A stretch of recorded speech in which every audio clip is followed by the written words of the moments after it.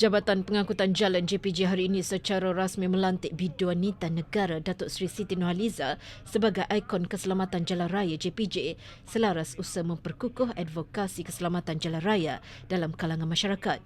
JPJ dalam satu kenyataan berkata, pelantikan itu dibuat berdasarkan kredibiliti, pengaruh serta penerimaan meluas penyanyi tersohor negara itu dalam kalangan rakyat yang diyakini mampu menyampaikan mesej kesedaran keselamatan jalan raya secara lebih berkesan dan menyeluruh.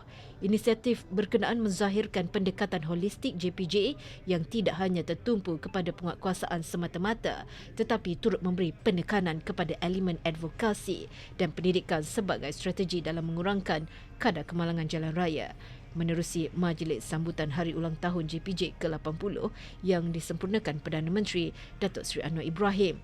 Siang tadi, peranan yang dimainkan ikon berkenaan penting dalam memperluas capaian kempen keselamatan serta membentuk sikap dan budaya pemanduan berhemah dalam kalangan rakyat.